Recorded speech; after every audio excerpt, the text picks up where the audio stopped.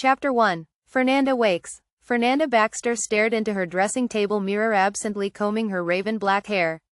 Abstract thoughts had begun spiraling into madness until with great effort she met her own gaze, fighting to regain control. Teary eyes of fairest hazel reflected the inner turmoil of her soul, as did the mirrored glass reflect her haunting beauty. A single tear traced down statuesque features before welling to drip from her quivering chin. The flickering light of the single candle she had employed for her impromptu midnight grooming session continued to play eerily across the room as her tear splashed upon the cherry wood of her dressing table.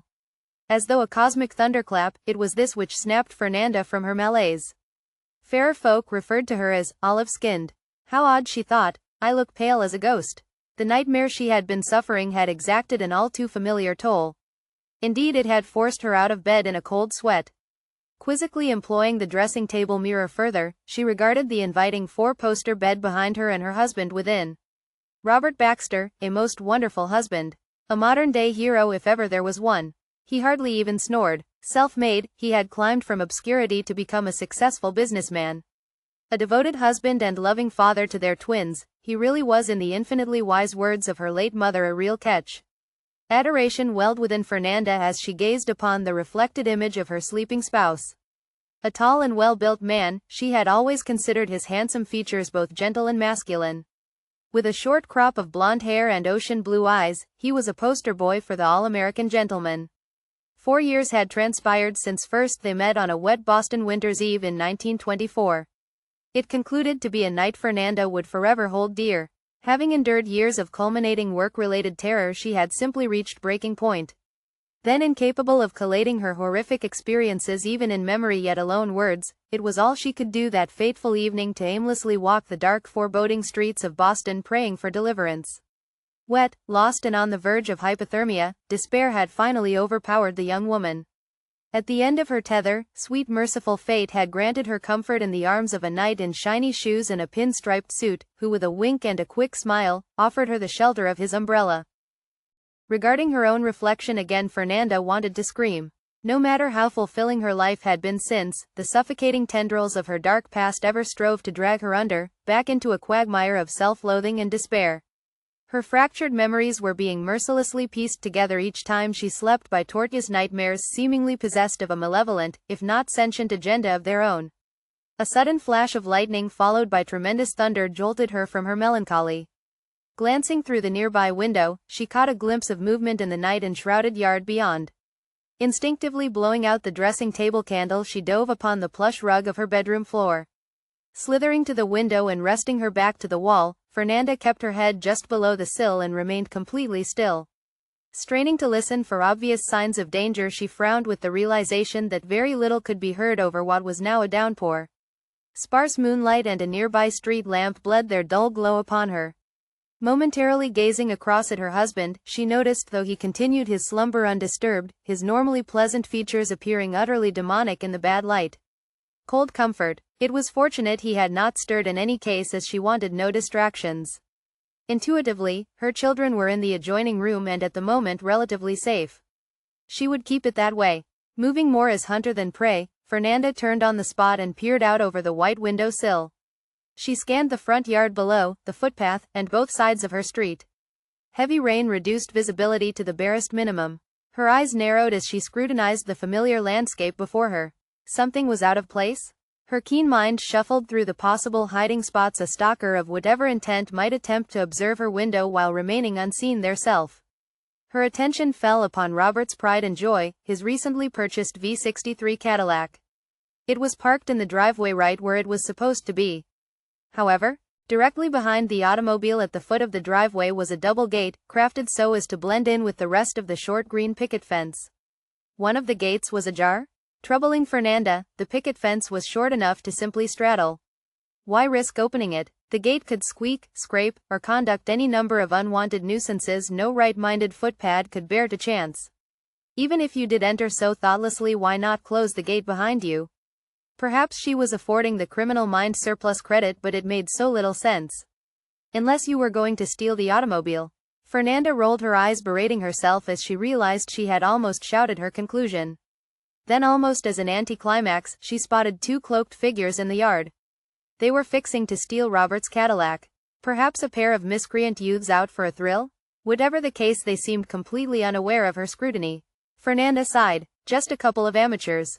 Often guilty of over-evaluating a situation, she wondered at her paranoia. Contrarily, her past had taught her well to trust her instincts. Without them she would have met with a tortuous demise long ago. Her gaze fell upon her naked self. Even if she could fight the bogeymen unclothed, she could not do so unarmed. Retrieving a hairpin from her dresser table, Fernanda crawled to her private keepsake chest at the foot of her marital bed, despondent she were not next to her husband, sharing in its cozy warmth. Pushing femininity to the recesses of her being, Fernanda employed her hairpin to deftly pick the lock to the ornate oaken chest, for which she kept no actual key. No other had ever looked within her keepsake chest. Its place at the foot of the bed, and its sanctity, were all she had ever demanded of her husband. Robert had dutifully complied. Unbeknownst to any but herself, both the carvings upon the chest, and the mystery contents within, told a similar story. That of her fantastic past. With foreboding reverence, Fernanda opened the heavy lid.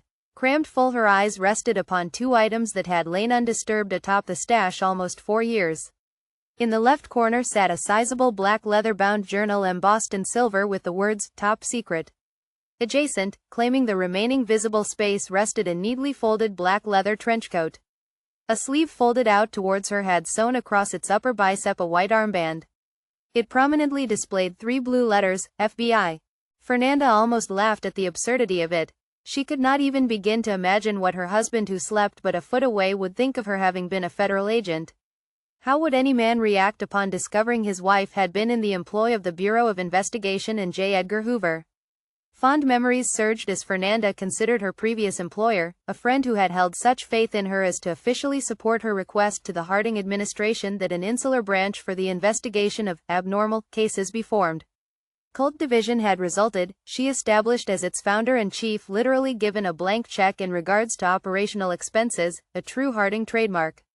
A frantic need for cooperation across the states led to CD being officially federalized a year later. So successful was the experiment, the Bureau sought to become fully federalized itself, and did so under the re-elected Coolidge administration. That she had in her possession a 4-year-old FBI insignia upon her coat lent her a pioneer's sense of pride and accomplishment. She had been an integral part of something.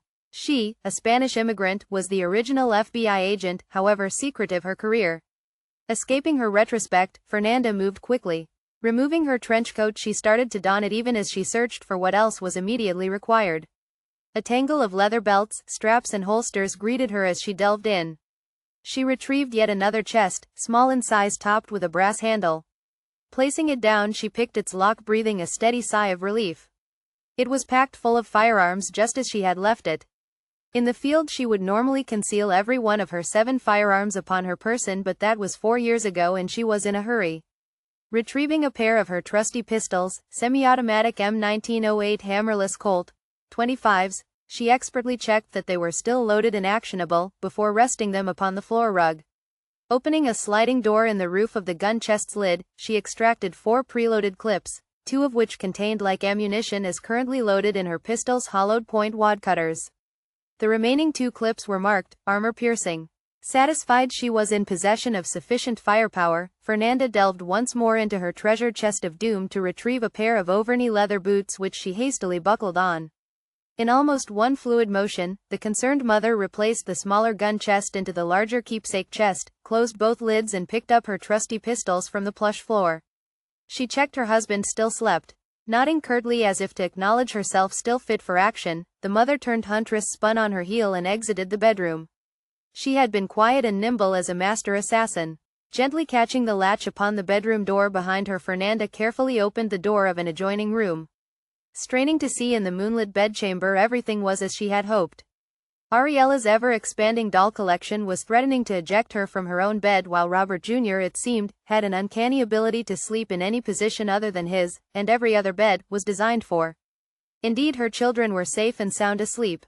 Smiling, she closed the door, performing the sign of the cross, and offered a quiet prayer for her loved ones. She did not actually believe in God so much as she hoped that perhaps somewhere in the cosmos, there did exist a protective power benevolent to mankind. Her head sank as she realized she knew better. The universe was an expansive dark habitat for malevolence and all its unearthly champions. The immeasurable force of its cruel intent bore down upon the planet Earth like a cosmic guillotine.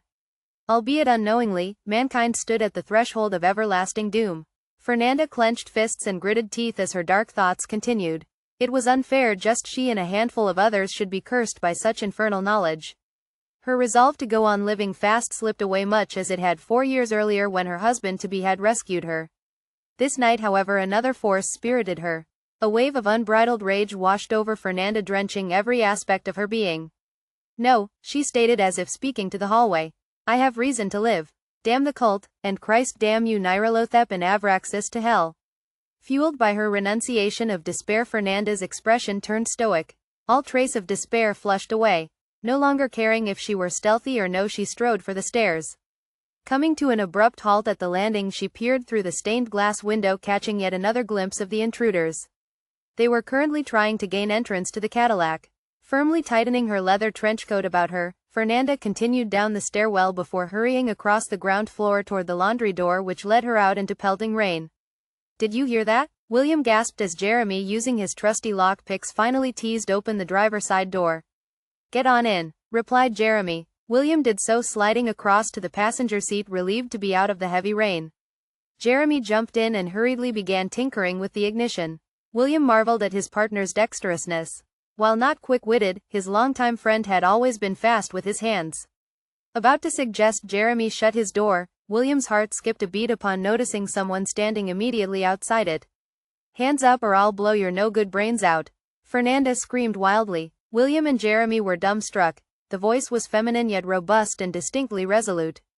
A continental European accent was evident, hardly the voice of legal authority or even that of someone they would expect to be able to surprise them so. Not seeing any reaction, Fernanda continued. "Are you deaf? Hands up." She shook her leveled pistols in further exclamation. Undecided as to whether it was her constant rolling of the letter R, her dominating tone, or the fact she was waving 2 pistols about, William found himself both intimidated and yet intrigued by the lone woman. Realizing the danger, he slowly raised his hands. Peering into the familiar vehicle's luxurious cabin through the open driver's door, Fernanda deduced the thieves were in their late 20s, both rain-soaked and visibly exhausted. The farthest she could not define clearly, however, he had just complied with her demands and raised his hands. The nearest, whom she noted to have been trying to start the car, was rather scruffy, unkempt and unbelievably quick. Jeremy Steele had grown up on a farm near Springfield, Massachusetts. He had been around guns most of his young life. Shooting at surrounding wildlife had been his main pastime, and he had developed marksman's eye. Upon turning 18, headstrong and brave, he had embarked upon the adventure of a lifetime, the chance to shoot at more challenging game proving irresistible. Shipping out across the Atlantic to take part in the Great War as a volunteer, Jeremy eventually returned, having killed more Germans than he could remember. Presented with the notion of yielding to some shouting woman, there could be only one plausible response. In the blink of an eye, he whipped out his revolver and pulled the trigger. The adrenaline rush flooding a person confronted with immediate danger did not afflict Fernanda. The glandular-lent sensation of time slowing was the human body's natural aid to self-defense. Fernanda was far beyond allowing such self-deceiving bodily facilities to intrude upon her reflexes. She responded with all the cool calm of a snake. Though only one volley was heard, 3 bullets were discharged in one very decisive moment. The thief had all but completed his trigger pull when Fernanda, her 2 pistols already leveled, simultaneously squeezed one round through her opponent's trigger hand and the other between his murderous eyes. The Great War veteran's otherwise perfect aim was ruined, sending the 3rd bullet of the engagement whistling harmlessly past Fernanda's left shoulder to slam into a near fence post. Fernanda noticed the other man gasp as she shivered a moment. Her eyes remained wide, refusing to blink. She had been under fire many times in her past, but she was now a housewife, and her sudden rebaptism of fire had shaken her more than she might have imagined. She had almost just died. Fearful her family should awaken to gunfire just to witness she was its main cause, Fernanda acted spontaneously. "Drag his body on top of yourself now," she screamed. Terrified, William complied. Pocketing one of her pistols while retrieving her keys, Fernanda hurried into the driver's seat and slammed shut the door. "Okay, what's your name?" she demanded, using her gun as a pointer. "William, ma'am." "Okay, William, we're going to go for a little drive. Behave and I will let you go. Don't end well." Considering Jeremy's corpse still rested upon his lap, William, now soaked in rain and his friends still oozing blood, felt that he possessed very little to bargain with. Suppressing both his anger and the urge to vomit, he offered a compliant nod. Fernanda started the Cadillac with deft touch, this to William's surprise, as he had never actually met a woman that drove. Revving the powerful motor for effect, Fernanda dropped the clutch and reversed, sending the unlatched gates of her marital home flying. Screeching to a halt in the middle of the street, Fernanda had only time enough to change gear and turn the steering wheel before noticing fast approach of headlights careering straight for them.